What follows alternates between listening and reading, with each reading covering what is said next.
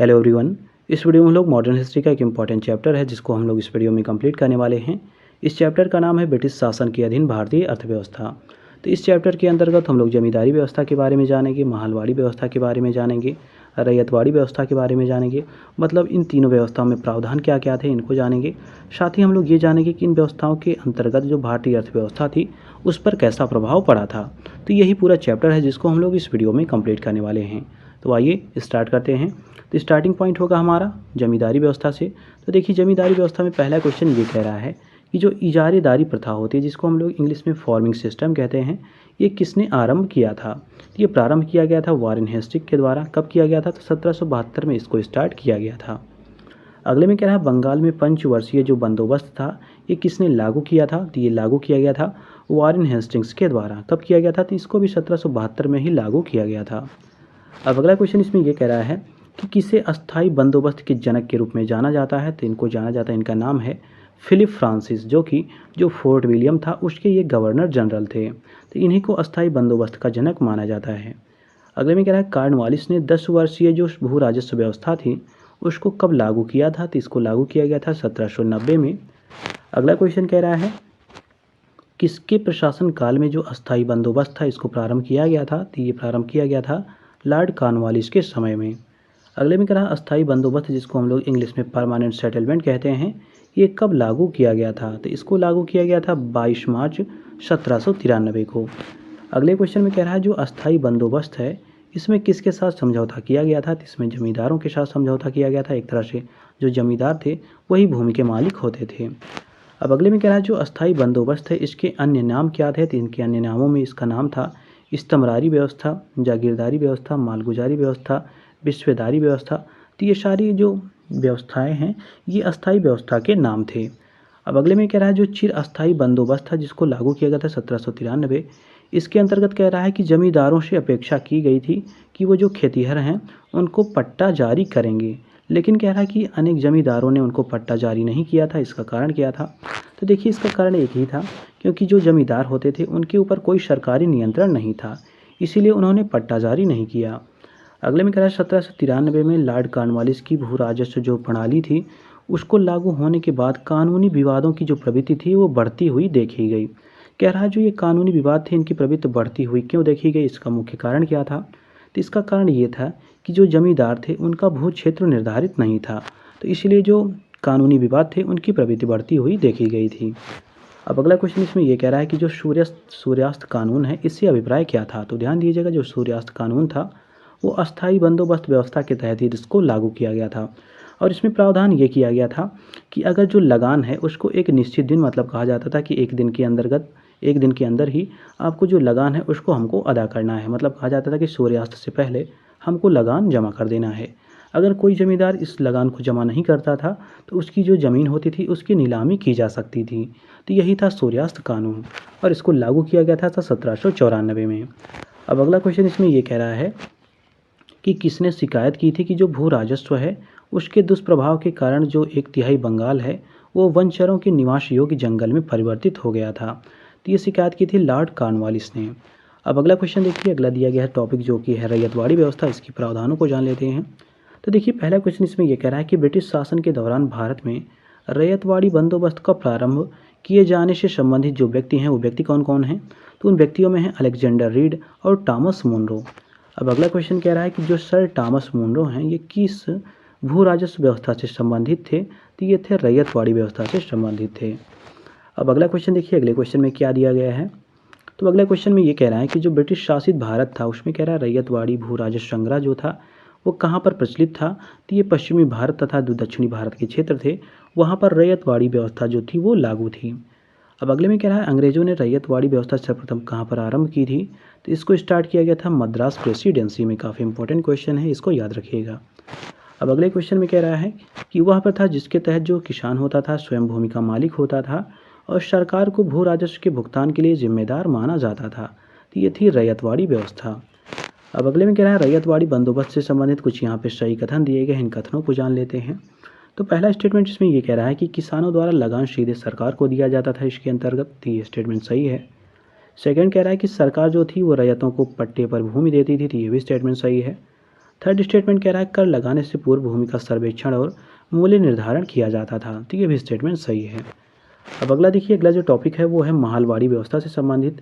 तो देखिए पहला क्वेश्चन इसमें ये कह रहा है कि भारत में तालुकादारी, जिसको माहलवाड़ी व्यवस्था भी कहा जाता है, इस पद्धति का जन्मदाता किसे माना जाता है? तो ये माना जाता है हॉल्ट मैकेंजी को, जिन्होंने 1819 और 1822 में इसको लागू किया था। अब अगला देखिए, अगले क्वेश्चन में ये कह रहा है कि माहलवाड़ी जो बंदोबस्त है इसके बारे में कुछ सही कथन दिए गए हैं, इन कथनों को जान लेते हैं। तो पहला कथन इसमें ये कह रहा है कि यह पंजाब के बड़े हिस्से, जिसके अंतर्गत संयुक्त प्रांत और मध्य प्रांत के भी अधिकांश हिस्से आते थे, इनमें इनको लागू किया गया था। तो ये स्टेटमेंट बिल्कुल सही है। मतलब ये पंजाब में लागू था, संयुक्त प्रांत में भी लागू था, मध्य प्रांत में भी लागू था। मतलब जो संयुक्त प्रांत है इस समय का यूपी है और मध्य प्रांत मध्य प्रदेश है। तो इन जगहों में अधिकांश भागों में इसको लागू किया गया था। सेकेंड स्टेटमेंट कह रहा है कि भूमि ग्राम समुदाय के साथ साथ जो भूमि है, कह रहा है कि ग्राम समुदाय के साथ साथ ही संयुक्त रूप से ये संबंधित थी, जिसे तकनीकी रूप में कह रहा है कि सह हिस्सेदारी, या इसी को इंग्लिश में को शेयर कहा जाता है। इस ढांचे के अंतर्गत जो भूमि थी वो संबंधित थी। तो ये स्टेटमेंट भी सही है। अब अगला देखिए, अगले क्वेश्चन में ये कह रहा है कि जो तालुकेदारी व्यवस्था है इसका संबंध किससे था? तो ये अवध से था। अगले में कह रहा है दक्षिण भारत में सिंचाई का अग्रदूत किसे माना जाता है? तो ये माना जाता है सर आर्थर कॉटन को। अगले में कह रहा है असम में सर्वप्रथम चाय कंपनी की स्थापना कब हुई थी? काफ़ी इंपॉर्टेंट क्वेश्चन है। तो इसकी स्थापना हुई थी 1839 में।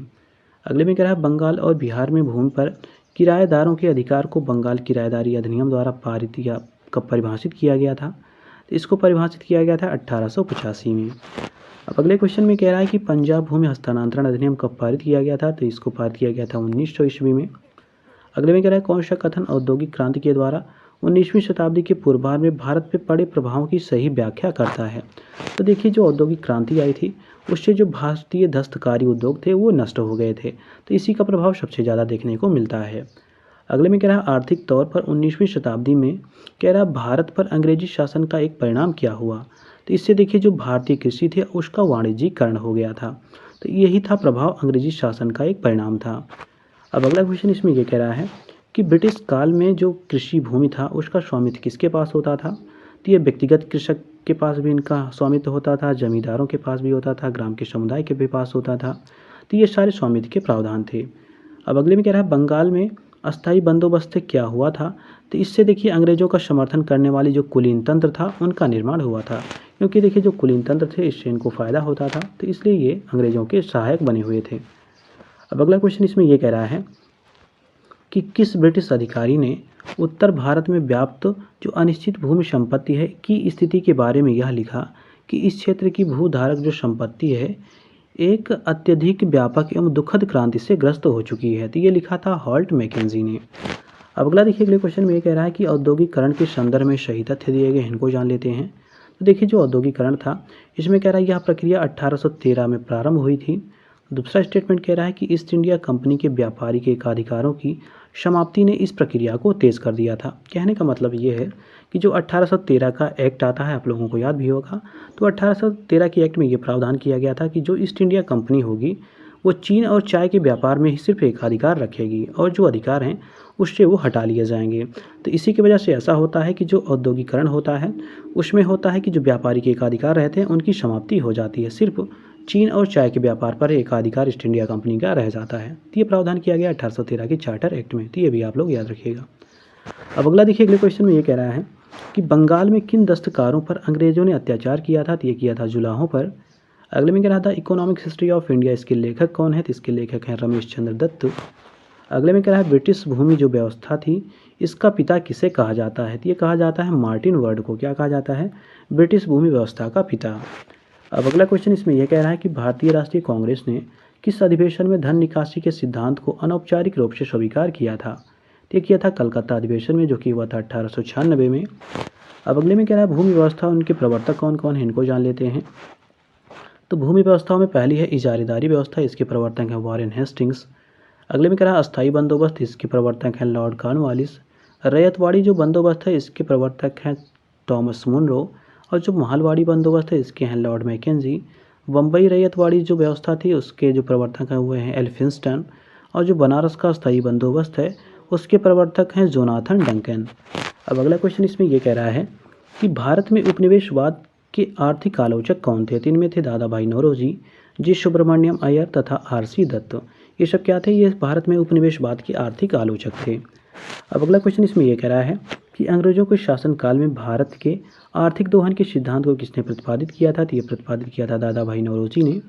अगले में कह रहा है ब्रिटिश शासन के समय अर्थव्यवस्था को खोखला करना, जिसको हम लोग कहते हैं इकोनॉमिक ड्रेन, इसके सिद्धांत के बारे में पुस्तक किसने लिखा हुआ था? तो ये लिखा था दादा भाई नौरोजी ने। अगले क्वेश्चन में कह रहा है poverty and British rule in India नामक पुस्तक किसने लिखी? तो ये भी लिखी थी दादा भाई नौरोजी ने। अगले में कह रहा है ब्रिटिश हाउस ऑफ कॉमन्स में चुने जाने वाले दादा भाई नौरोजी प्रथम व्यक्ति थे। उन्हें कह रहा है किस दल के टिकट पर चुनाव लड़ा था उन्होंने? तो ये लड़ा था उन्होंने चुनाव उदारवादी दल की सीट पर उन्होंने चुनाव लड़ा था। अब अगले क्वेश्चन में कह रहा है कि जो दादा भाई नौरोजी हैं, इनकी भारतीय राष्ट्रीय आंदोलन की सर्वाधिक प्रभावी देन क्या थी? तो इन्होंने ही इस बात को अभिव्यक्त किया कि जो ब्रिटेन है वो भारत का आर्थिक शोषण कर रहा है, और इसी पर प्रकाश डाला था उनकी एक बुक ने, जिसका नाम है, अभी हम लोगों ने ऊपर देखा था, ड्रेन वेल्थ ऑफ थियरी, जो जिसको ड्रेन थियरी भी कहते हैं। तो इसी बुक ने इस पर प्रभाव, मतलब इसी पर प्रकाश डाला हुआ था। अब अगले क्वेश्चन में कह रहा है दादा भाई नौरोजी द्वारा प्रतिपादित अपवाद सिद्धांत, जिसको हम लोग ड्रेन थियरी कहते हैं, ये सही परिभाषा क्या है? तो पूछा जा रहा है कि जो ड्रेन थियरी है इसकी सही परिभाषा क्या है, इसको जान लेते हैं। तो देखिए, जो ड्रेन थियरी थी इसके अंतर्गत ये बताया गया था कि जो भारत की राष्ट्रीय संपदा है इसका एक भाग, अथवा कह रहा है जो कुल वार्षिक उत्पादन भारत में होता था वो क्या कर दिया जाता था, तो वो ब्रिटेन को निर्यात कर दिया जाता था, जिसके लिए भारत को कोई वास्तविक प्रतिफल नहीं मिलता था। मतलब कहने का तात्पर्य ये है कि जैसे जीडीपी होती है पूरे एक वर्ष की, तो वैसे ही जो पूरे भारत में उत्पादन होता था एक साल में, उसमें से भारतीयों को कुछ नहीं मिलता था। जो सारा का सारा धन था वो ब्रिटेन भेज दिया जाता था। तो इसी को ड्रेन वेल्थ ऑफ थियरी के अंतर्गत इसको प्रतिपादित किया गया था, इस सिद्धांत को प्रतिपादित किया गया था। अब अगले क्वेश्चन में ये कह रहा है कि कौन दादा भाई नौरोजी के अपवाद सिद्धांत, जिसको हम लोग ड्रेन थियरी कहते हैं, इसमें विश्वास नहीं करता था? काफ़ी इंपॉर्टेंट क्वेश्चन है। तो ये थे सर सैयद अहमद खां। ये क्या करते थे? ये ड्रेन थियरी जो थी उसमें ये विश्वास इनका नहीं था। अगले में कह रहा है कौन लोग दादा भाई नौरोजी के उच्चारण सिद्धांत में विश्वास करते थे? तो ये करते थे बाल गंगाधर तिलक, आर.सी. दत्त और एम.जी. रानड़े। तो ये सब विश्वास करते थे, बल्कि जो सर सैयद अहमद खां थे वो विश्वास नहीं करते थे। अगले में कह रहा है किसने यह विचार दिया था कि भारत में ब्रिटिश कालीन जो आर्थिक नीति है ये घिनौनी है? तो ये कहा था कार्ल मार्क्स ने। अगले में कह रहा है ब्रिटिश शासन के दौरान भारत में उद्योगों का कोई स्वतंत्र विकास नहीं हुआ, इसका कारण क्या था? तो देखिए, इसका कारण था कि धनिक वर्ग द्वारा जो भूसंपत्तियाँ थीं उनमें निवेश को तरजीह ना दिया जाना। उनमें कह रहा है भूसंपत्तियों में निवेश में तरजीह दिया जाता था। इसी वजह से क्या हुआ कि जो यहाँ पे कोई उद्योग धंधे थे उनका विकास नहीं हो पाया था। अब अगले में कह रहा है जो शब्द है जिसको हम लोग कहते हैं इम्पीरियल प्रेफरेंस, इसका प्रयोग किस लिए किया जाता था? तो इसका प्रयोग किया जाता था भारत में ब्रिटिश आयातों पर दी गई जो विशेष रियायतें होती थी उन्हीं को इम्पीरियल प्रेफरेंस कहा जाता था। अगले में कह रहा भारत में उपनिवेशी शासनकाल में होम चार्जेज जो थे भारत से संपत्ति का दोहन महत्वपूर्ण अंग थे। मतलब जो कह रहा है होम चार्जेस थे वो भारत की संपत्ति का दोहन का महत्वपूर्ण अंग थे। कह रहा है कौन सी निधियाँ होम चार्जेज की संगठक थी? काफ़ी इंपॉर्टेंट क्वेश्चन, ये बहुत बार पूछा गया है तो इसको ध्यान दीजिएगा। तो देखिए, होम चार्जेज के संगठक के अंतर्गत आता था कि लंदन में इंडिया ऑफिस के भरण पोषण के लिए प्रयोग में लाई जाने वाली निधि को इसमें यूज किया जाता था। साथ ही साथ भारत में कार्यरत जो अंग्रेजी कर्मचारी हैं उनके वेतन तथा पेंशन देने हेतु प्रयोग में लाई जाने वाली निधि को इसमें शामिल किया जाता था। तो ये सारे होम चार्जेज के संगठक थे। अब अगले क्वेश्चन में ये कह रहा है कि भारत में सबसे बड़ा जो पूंजी निवेश था किसमें किया गया था? तो ये किया गया था रेलवे में, बैंकिंग में, बीमा में, नौ परिवहन में। तो इन सभी में सबसे ज़्यादा निवेश किया गया था। अब अगले में कह रहा है वर्ष 1853 में भारत की पहली कपास मिल की स्थापना कताई मिल के रूप में कहाँ पे हुई थी? तो ये हुई थी बम्बई में। अब अगले क्वेश्चन में कह रहा है कि बम्बई जो स्पिनिंग एंड वीविंग कंपनी थी जिसको हम लोग कपास की मिल कहते थे, ये कह रहा है जो 1853 में स्थापना हुई थी, किसके द्वारा इसकी स्थापना की गई थी? तो इसकी स्थापना की गई थी कावसाजी नाना भाई के द्वारा। अगले में कह रहा है औपनिवेशिक काल में भारत के व्यापार की सबसे महत्वपूर्ण विशेषता क्या थी? तो ये थी निर्यात अधिशेष। तो ध्यान दीजिएगा क्या था? निर्यात अधिशेष इसकी महत्वपूर्ण विशेषता थी। अब अगले क्वेश्चन में कह रहा है जो शर्ट है, पतलून है, स्कर्ट है आदि भारत से 18वीं शताब्दी में किसके द्वारा लाए गए थे? तो ये यूरोपियों के द्वारा लाए गए थे। अगले में कह रहा है 18वीं शताब्दी में मध्य इंग्लिश ईस्ट इंडिया कंपनी के द्वारा बंगाल से निर्यातित प्रमुख पांड्य वस्तुएं जिसको हम लोग स्टेपल कमोडिटीज़ कहते हैं, ये क्या क्या होते थे? तो इनमें देखिए कपास होता था, रेशम होता था, शोरा होता था, अफीम होता था। तो ये सारी चीज़ें निर्यात की जाती थी। अब अगले क्वेश्चन में कह रहा है जो 18वीं शताब्दी थी इसमें बंगाल में वस्त्र उद्योग के पतन के लिए उत्तरदायी कारण क्या था? तो देखिए जो ब्रिटेन को निर्यात किया जाने वाला माल था उस पर उच्च तट कर लगा दिया जाता था, जिससे ये बहुत महंगा हो जाता था। तो इसी से क्या हुआ कि बंगाल में जो वस्त्र उद्योग था इसका पतन हो जाता है। अब अगले क्वेश्चन में कह रहा है कि 1880 में अकाल नीति पर नियुक्त आयोग की अध्यक्षता किसने की थी? तो इनका नाम था रिचर्ड स्ट्रेची। इन्होंने इस आयोग की अध्यक्षता की हुई थी। अगले में कह रहा है अंग्रेजी शासनकाल में भारत का कौन सा जो क्षेत्र था अफीम उत्पादन हेतु काफ़ी प्रसिद्ध था? तो ये था बिहार का क्षेत्र। अब अगले क्वेश्चन में कह रहा है कि 1916 में भारतीय उद्योग आयोग का गठन किसकी अध्यक्षता में किया गया? तो ये किया गया था टी.एच. हॉलैंड की अध्यक्षता में। लास्ट क्वेश्चन इसमें ये कह रहा है कि 1918 में भारतीय उद्योग आयोग के सदस्य के रूप में किसने अपनी रिपोर्ट अलग से प्रस्तुत की थी? तो ये की थी मदन मोहन मालवीय ने। अब देखिए यहाँ से दूसरा टॉपिक स्टार्ट हो जाता है कि जो कि है आधुनिक भारत में प्रेस का विकास। इसको हम लोगों ने ऑलरेडी एक वीडियो में कंप्लीट किया हुआ है, आप उस वीडियो को जाके प्लेलिस्ट में देख सकते हैं। तो मिलते हैं अगले वीडियो में एक नए टॉपिक के साथ।